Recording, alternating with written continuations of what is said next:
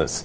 Hundreds of mourners, including local residents and dignitaries from South Africa, Botswana, and some international guests, are at the funeral. Let's bring in now our reporter, SABC reporter, Sentleeng Lehihi, for more. She's at this funeral. Sentleeng, a very good morning to you. I was just reading up on the Queen Mother, and I guess she was very instrumental in the pioneering infrastructure development in Phokeng village. Tell us more about her. Good morning to you, Blaine, and our viewers. Indeed, we're here at the Phokeng Conference Center, just outside of Rustenburg. The funeral service of Memogolo Semane Molotlegi is just about to conclude.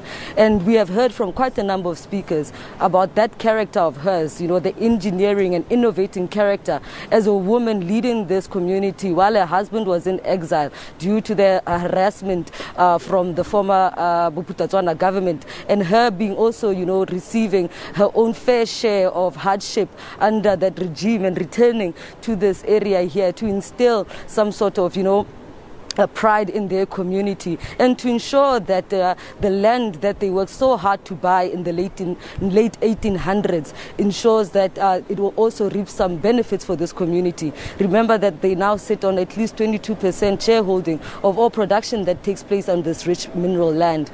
But we also heard a word from her daughter speaking about, you know, when their father passed away in 1995, all that he had dreamed about has now been come to pass and is being recognized as, you know, a contribution of Mayor Semane Molotlegi in ensuring that all those dreams that her husband had are maintained. We've also seen, you know, much respect to her leading her two sons in their chieftaincy, ensuring that the idea that they had of a Vision 2020, which was re-engineered to a Vision 2035, will actually see more innovation and more sustainability for this mineral-rich community. But as I said, the funeral service is concluding, and we're joined by a family spokesperson who's going to just explain to us what is to follow from this point.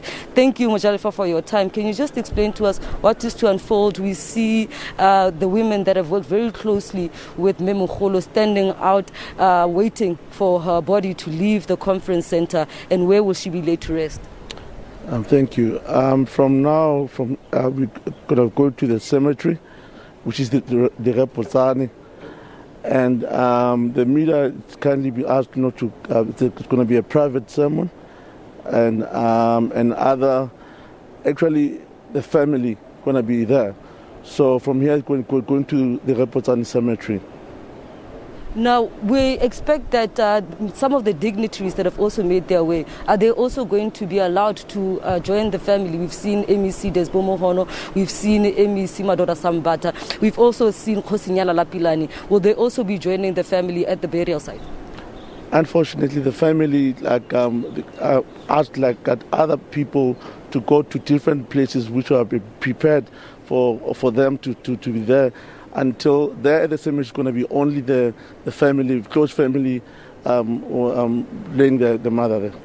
This actually speaks volumes of Memogolo's final wishes, you know, having spoken about not wanting an official funeral from the government, and saying that, you know, she wants to indeed be buried by the Bafokeng people, and ensuring that her family receives or gives her a send-off that she deserves. She indeed asked for a dignified small funeral, and it happened as she wished. Going forward, how do we ensure that the great memory and the life work of Memogolo Semane is never lost and is continued as a legacy of this area? Memogolo Semane left a solid foundation. She left a pattern.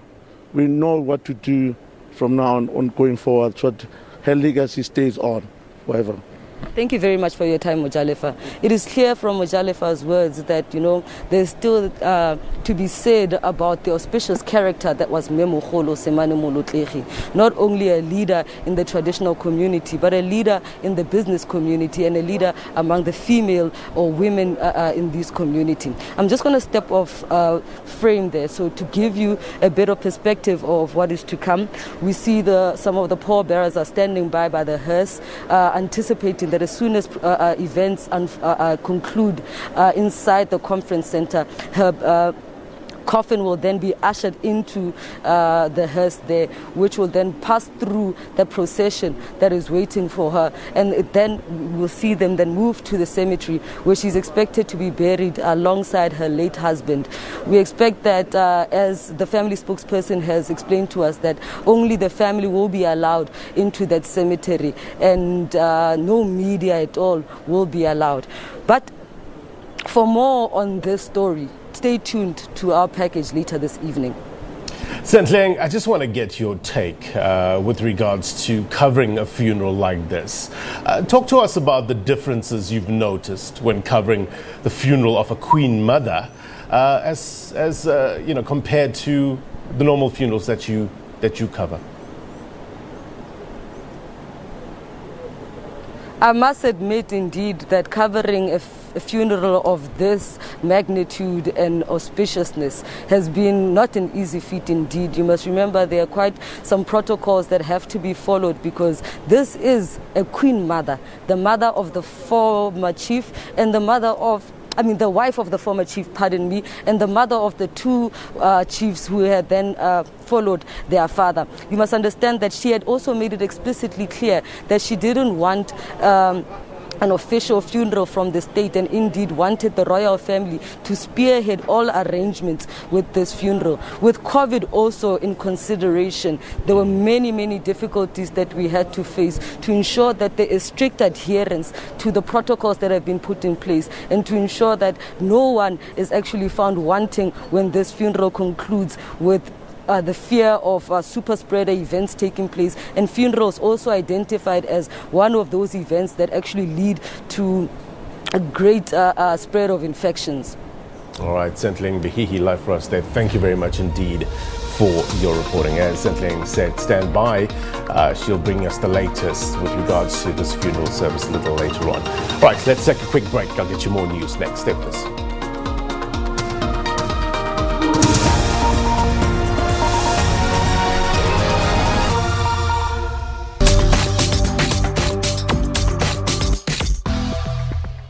What are we to do when we ask a judge to recuse themselves because we have a reasonable apprehension of bias? Mr. Zuma's statement that we are friends is not accurate. The applicant has failed to meet the test for a reasonable apprehension of bias. Accordingly, I conclude that the application for my recusal falls to be dismissed. We will excuse ourselves right now. The applicant would be acting in defiance of the summons. Mr. Zuma has left, I have been told. I have decided to request the Secretary of the Commission to lay a criminal complaint with the South African Police against Mr. Zuma. Here in Africa, there are people who are using robots in the healthcare sector. There are also those who are using drones in policing. And innovators are forever coming up with different tech tools to help in education. There's also the ever-increasing digital divide that's leaving many behind. Join me, Semane Molotlegi, for your technology and social media conversation on Network every Sunday at 8:30 p.m.